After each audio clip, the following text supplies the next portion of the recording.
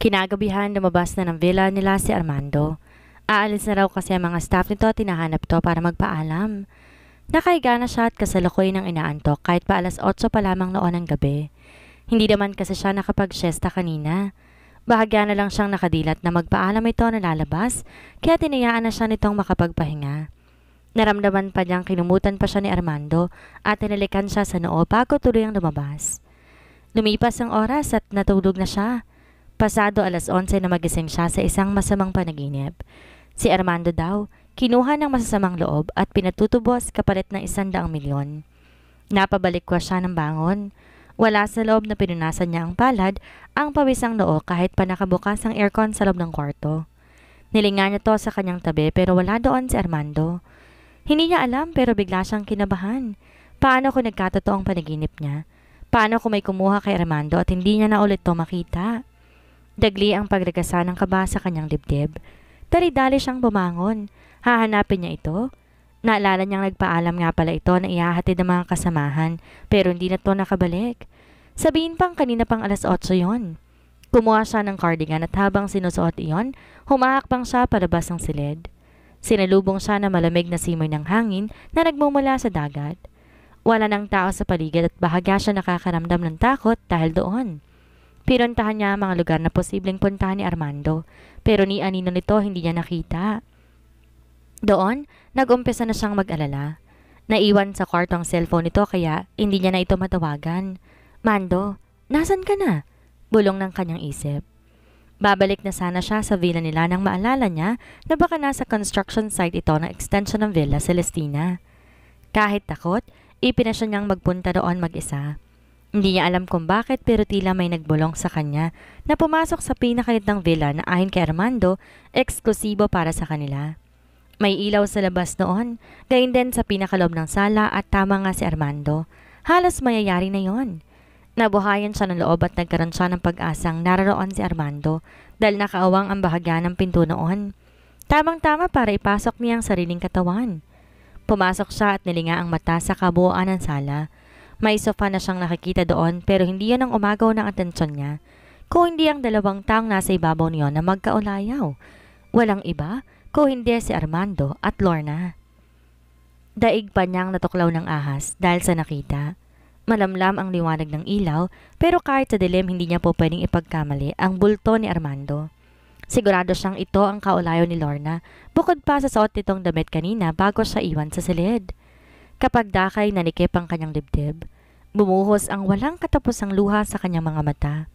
Ilang segundo nang lumipas pero hindi pa rin niya mukhang isara ang bibig dahil sa labis na pagkabigla. Sa huli, tinutop na lamang niya iyon dahil kung hindi ay siguradong makalilika siya ng ingay. Baka nga magpalahaw pa siya ng iyak. Sobrang sakit ng kanyang nararamdaman. Daig pa niyang sinasaksak sa dibdib dahil sa sakit kaya naisip niya mas mabuti pang pinatay na lang siya ni Armando. Nanlabo man ang mga mata niya dahil sa walang katapusang luha. Hindi naman niya magawang umalis para lumabas. Parang walang lakas ang kanyang mga paa na humakbang. Ang dami nitong nilahad na plano kasama siya pero hindi niya alam kung ano na ang nangyari sa mga yon. Gusto niyang sumigaw ng sumigaw. Nilunod lang pala siya ni Armando sa mabulaklak nitong salita. Pero ang totoo pala totoong may relasyon to at ang konsihala kaya siya pinagbantaan ng babae. Siguro nga tanga siya. Sinamantala na siya nito nung alokin siya nitong maging bed slave kapalit ng kagalingan ng kanyang ina pero hindi pa rin siya nagtanda. Masakit man para sa kanyang nasasaksihan, biglang umilaw ang isang ideya sa kanyang utak. Dali-dali niyang kinuha ang cellphone, nadala at kinuha ng video ang dalawa sa ginagawa. Wala man siyang balak panoorin niya ng paulit-ulit. Gusto lang niyang makapture yon para isend kay Armando nang malaman nitong alam niya ang ginawa nitong pagtataksil sa kanya. Pwedeng pagtawanan pa siya nito kapag ginawa niya yon, pero at least malalaman nitong tapos na siya sa katangahan niya rito. Pagod na siya. Ubos na siya sa dami ng sakit na ipinaranas sa kanya ni Armando. At isa lang ang sigurado niya, ito na ang huling beses na gagaguhin siya nito. Mabilis siyang umalis sa lugar na yon pagkatapos magawa ang plano. Inimpakan niyang lahat ng gamit at tuluyang nilisan ang silid nila ni Armando. Wala siyang balak makipag-usap dito. Sawang-sawa at pagod na siya sa pambibilog nito sa kanyang ulo. Kung makapagsalita ito mahal na mahal di umano siya, pero di naman to tumitigal sa paggawa ng mga bagay na makakasakit sa kanya. Tumatangis na tinahak niya ang kaling palabas ng Villa Celestina. Walang katao-tao sa rough road na daan, bagaman di naman ganon kahirap daanan. Mabuti na lang at 24 oras may tricycle sa Toda, di kalayuan sa entrance-exit ng resort. Kailangan makalayo siya roon bago pa malaman ni Armando na umalis siya. Sasakay ho kayo, ma'am? Anang may edad na tricycle driver na nasa unahan ng pila. Oho. Sinikap niyang pasiglahin ng tinig pagkatapos niyang mag-alis ng bikig sa lalamunan. Hindi ba ho kayo yung tagapag-alaga ng ama ni Mayor Armando, ma'am? Tanong pa ng driver habang tinutulungan siyang isakay ang kanyang maleta. Oho, kailangan ko hong umuwi dahil may emergency ho sa bahay? Kaswal niyang sagot. Nakahinga siya maluwag nang di na magtanong pa ang driver. Isang lingon pa ang ginawa niya sa buong resort bago tuluyan ng sumakay sa tricycle. Sa isip, nagpaalam siya sa lugar na ilang beses nagpasaya sa kanya kasama ng lalaking una nagpatibok sa kanyang puso. Pero siya ring dumurog pagkatapos. Nagpahatid siya sa terminal ng bus. Saktong 12:00 nang makarating siya roon. Iilan ang pasaherong nakasakay sa bus papuntang Maynila. Hindi na siya nag-isip at sumakay na lamang doon basta. Bahala na ang Diyos sa kanya. Tanging gusto niya ay makalayo sa lugar kung saan siya sumaya, pero nasaktan din ng sobra. May 1 minuto lang ang lumipas at umusad na rin sa wakas ang bus. Buo na ang pasya niya. Haharapin muna niya ang mga taong nagsasabing mga tunay niyang magulang bago siya umuwi sa bahay ng kanyang mommy at daddy. Aalamin muna niya kung nagsasabi ng totoo ang mga ito bago niya ipaalam ang bagay na yon sa kanila. Nagpasya siyang tawagan si Noah. Ayon dito, inalam nito kung taga-saan ang mga nagsasabing magulang niya para kung gusto raw niyang puntahan ay masamahan siya. Hello Noah, nasan ka? Meredith, midnight na. Napatawag ka. Halatang bahagyatong nagulat nang marinig ang boses niya sa kalaliman ng gabi. Paalis ako ng Villa Celestina. Magkita tayo sa Maynila, okay lang ba? Ite-text ko sa'yo kung saan. Aniya na hindi napigilan ang paggaralgal sa tinig. Hey, umiiyak ka ba? Okay ka lang ba? Bakas ang pag-aalala nito sa kabilang linya. Saka ako na ipapaliwanag kapag nakita tayo. Ayaw na niyang masyado magsalita dahil muli na namang bumalong ang kanyang mga luha kaya nagpaalam na siya sa binata. Nag-uumpisa na naman siyang maiyak dahil sa sobrang pagkadurog na nangyari sa kanyang puso. How she hate herself. Kung hindi siya nagpauto at nagpadala sa matatamis na salita ni Armando, hindi niya sasapitin to. Hindi naman kasi niya naiintindihan ng sarili kung bakit pagdating dito bumibigay kaagad siya. Itutuloy ang napala niya, pero ito na rin ang huli. Sisiguraduhin niya yon. Madilim pa rin na magmulat siya ng mata dahil naramdaman niyang huminto na ang bus, lulan siya. Nakatulog pala siya at ngayon nasa terminal na sa Maynila. Bago bumaba, kinuha niyang cellphone mula sa kanyang bag. Nag-text na si Noah, naroon na ito. Noon din niya nakita na 95 missed calls na galing kay Armando. Nang tingnan niyang huling missed call, 1 minuto pa lang nakalilipas. 3:00 na madaling araw at naisip niya na himasmasa na siguro to sa init ng katawan na dulot dito ni Lorna kaya't marahil hinahanap na siya. Saglit pa siyang nag-isip bago nabuo ang pasya na isend na rito ang video na nakuhanan niya kanina. Nangilid muli ang luha niya nang mapanood yon na ilang segundo. Matapos isend yon kay Armando, pinindot na niya ang erase button. Wala siyang balak pa ulit-ulit masaktan kapag nakikitang kawalang hiya ni Armando. In-off din niya ang kanyang telepono. Magpapalit na lang siguro siya ng SIM card bukas. Ma'am, hindi pa ho ba kayo bababa? Anang konduktor na nilapitan siya dahil siya na lamang ang naroon. I'm sorry po. Mababa na rin po ako. Pinilit niyang ngumiti at saka tumayo na para bumaba. Sa pinto pa lang ng bus, sinalubong na siya ni Noah sa nag-aalalang mukha. Kinuha nito kaagad ang mga dala niya at iginiya siya papunta sa kotse nitong nakapark sa hindi kalayuan. Now tell me, ano talagang nangyari baby? Gusto niyang mahiya kay Noah noon dahil hanggang ngayon tinatawag pa rin siya nito ng ganon. Wala itong kaalam-alam na nagkaayos sila ni Armando pero ito nga ang kinahantungan niya. Sinabi niya kay Noah ang lahat kasabay ng paghingi ng tawad dahil sa hindi niya pagbanggit dito ng tungkol sa pagkakaayos nila ni Armando. Akala niya susumbatan siya nito, pero maliban sa mahigpit na yakap, wala na siyang narinig pa sa binata. That bastard? Hindi mo deserve ang paulit-ulit na masaktan dahil sa kanya. Anong gusto mong gawin ko? Gusto mo kausapin ko siya? Alok pa ni Noah. No, I guess this is the end between Armando and me. Pagod na ako, Noah. Durog na ako. Sabi niyang naluluha na naman habang nakahilig sa balikat ni Noah. I'm sorry kung hindi ko nasabi sa iyo tungkol sa... Okay lang, Meredith. Ang totoo, alam ko naman at ramdam ko na hindi pa rin tuluyang nawawala ang feelings mo sa lalaking yon. Nagulat siya sa sinabi nito pero hindi na lang siya kumibo. Now, anong gusto mong gawin natin? Dumiretso siya ng upo at tumingin ng diretso kay Noah. Gusto kong samahan mo ko sa mga nagsasabing tunay kong mga magulang, Noah. I want peace of mind. Hindi ako matahimik kaiisip na all these years, ampun pala ako. Armando's POV. Naalimpungatan siya alas 3 na madaling araw. Bumiling siya sa kinahigaan at kinapa sa tabi si Meredith. Pero nagulat at tuluyan siyang nagising na muntika na siyang mahulog. Napadilat siya dahil hindi kamang kanyang kinahigaan. Nasa sofa siya tula na sa villa nila ni Meredith pagkos nasa pinagagawa niyang bagong villa nila.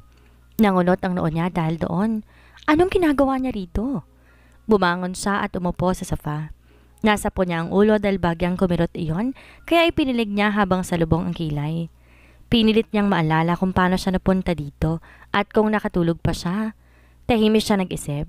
Noon pumasok sa alaala niya na nagpaalam nga pala siya kay Meredith kagabi na iahatid ang mga staff niya sa bukana ng resort dahil babalik na ng San Miguel ang mga to. Pabalik na siya sa villa nila ng dalaga nang makarinig siya na sunod-sunod na sigaw na nanggagaling sa tabing dagat. Dala ng kuryosidad nilapitan niyang pinanggagalingan ng ingay. Si Lorna pala yon, umiinom mag-isa sa dalampasigan at mukhang lasing na kaya sigaw ng sigaw. Ayaw sana niya tong lapitan pero sigurado makakabulaho to na ibang guest kapag hindi pa to tumigil. At isa pa, hindi naman kaya ng konsensya niya na hayaan na lamang tong mag-isa doon. Cargo de konsensya niya kung ano man ang mangyayari dito. Bukod doon pananagutan to ng resort niya kung sakali.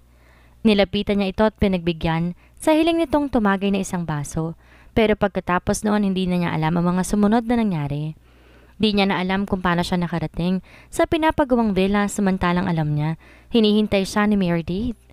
Masakit man ang ulo ay pinasya niyang bumalik ng silid nila ng dalaga. Pero, gano'n na lamang ang gulat niya nang ipakilala nitong tulog na si Meredith sa kama nila ay wala doon. Lumabas pa siya para hanapin to pero hindi niya ito nakita. Hanggang makarating siya sa entrance ng resort at may isipang magtanong sa mga toda doon. Sumakay ho ng tricycle, Mayor, pero kanina pa hong mga alas 11:30. Anang isang driver na naging dahilan ng pagkunot ng noo niya. Tricycle? Sa kabiglaan ay ulit niya dahil hindi niya lubos maisip kung ano magiging dahilan ni Meredith para umalis ng ganong oras. Opo, Mayor. Tinanong pa nga ni Mang Efren kanina kung sasakay eh. Tapos ang rinig namin kailangan umuwi at may emergency daw sa bahay. Yun pong narinig kong sabi ni Ate Ganda. Sabad naman ng binatilong si Jack na madalas niyang mautusan. Doon kinatuban siya ng di maganda. Anong emergency ang sinasabi ni Meredith?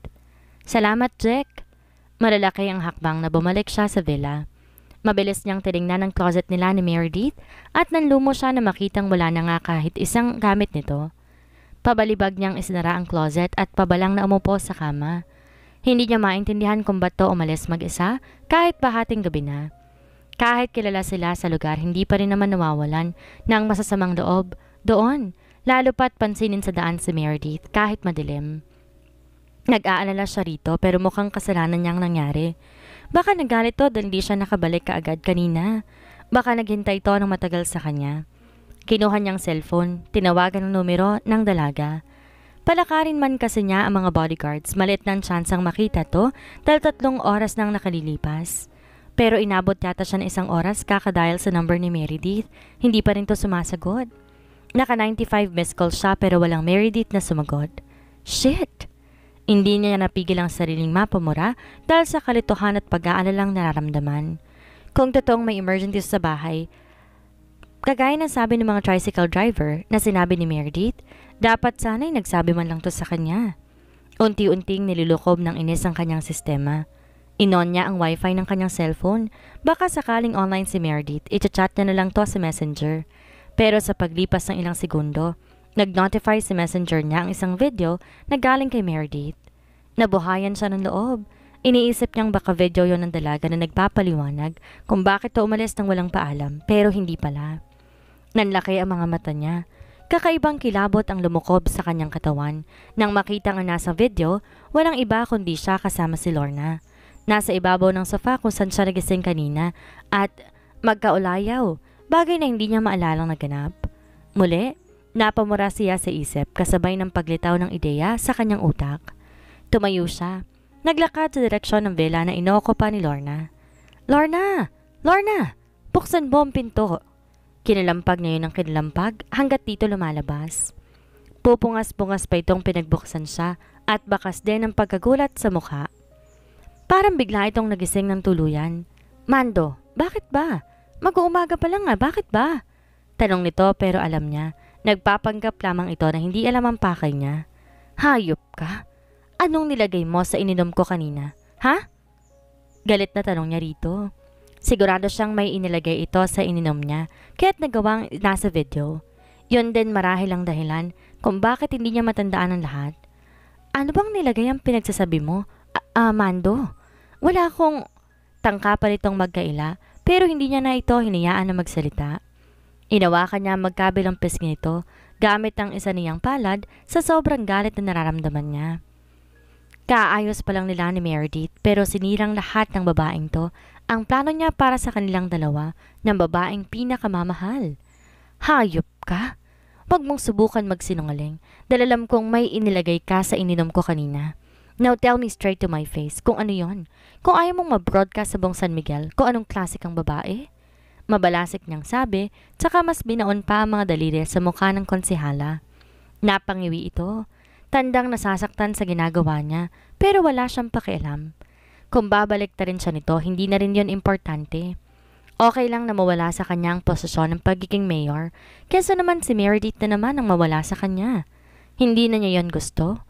Hindi niya na kaya magkalayo na naman sila dahil lang sa hindi pagkakaintindihan. A drug? Nilagyan ko ng drug ng epekto. Mawawala ka sa katinoan mo. Ang ininom mo? I am sorry but I can't let you go, Mando. Matagal ko nang sinabi sa'yo na gusto kita, diba? Bakit di mo ako magawang mahalin? That Meredith na bigla na lang sumulpot sa buhay mo. Tapos nag-iba ka na? Nawalan ka na ng time sa akin and I felt so empty dahil doon. Mando? Umiiyak na to kaya't binitawan niya na ang mukha ng konsehala. Gayunman ay hindi pa rin nawala ang galit sa kanyang mukha. Matagal ko nang mahal si Meredith. Hindi siya biglang sumulpot sa buhay ko. Kagaya ng sinasabi mo, nagkahiwalay kami dahil sa maling akala ko na nagtaksil siya na inulit mo na naman ngayon. Pinaghiwalay mo na naman kami dahil ang akala niya pinagtaksilan ko siya. She saw us. Pruweba ang video na to. Tinaas niya ang cellphone na hawak na kasalukuyang nakaplay ang video nilang dalawa. I am so sorry, Mando. Hindi ko alam na ganyan ang kalalabasan ng lahat. Gusto ko lang na enough. Lorna, this is the end of the friendship na ini-offer ko sa'yo. Hindi ko alam na kaya mo palang gumawa ng ganong klaseng bagay knowing na nagsiservisyo ka sa bayan. Ipagdasal mo na lang na makita ko si Meredith. Kung hindi, hindi kita mapapatawad. May pagbabanta sa tindig niya nang sabihin niya yon bago tuloy ang lumabas ng silid ni Lorna. Bumalik siya sa villa nila ni Meredith. Hindi siya kailangan mag-aksaya ng panahon. Kailangan mahanap niya ito kaagad para makapagpaliwanag. Kapag tumagal kasi na hindi sila nagkakausap, iisipin sigurado ni Meredith na totoong pinagtaksilan niya to. Alas 7 ng umaga, nasa harapan na siya ng bahay ni na Meredith sa Quezon City. Mabilis siyang bumaba ng kotse matapos mag-park mismo sa labas ng gate ng mga ito. Kay lakas ng kabog ng kanyang dibdib habang iniisip na sana tanggapin ni Meredith ang kanyang paliwanag. Pakakasalan na rin siguro niya ito kaagad kapag nagkaayos na sila. Nag-aano naman lumapit siya sa may bakod ng mga to at nakita niyang nagdidirig ng halaman si Mrs. Laho. Nakita siya nito kaagad at tipid tong umiti bago lumapit sa may gate para siya pagbuksan. Armando, iho, ang aga mo. Halika, tuloy ka. Nilawagan nito ang bukas ng gate para patuloyin siya sa loob ng bakuran. Walang kibong sumunod siya sa ginang. Halika sa loob at ipagtitimpla kita ng kape. Salamat po. Hanggang sa makaupo siya sa sala ay wala pa rin siyang kibo. Mukhang walang alam ang mga magulang ni Meredith sa nangyari sa kanila. Saglit lang ha? Dito ka muna at igagawa kita ng kape. Ang daddy mo kasi maagang na malengke. Okay lang ho ako rito, mommy. Salamat po. Iniwan siya nito pero gusto niyang magtaka dahil hindi ito nagbabanggit ng tungkol kay Meredith.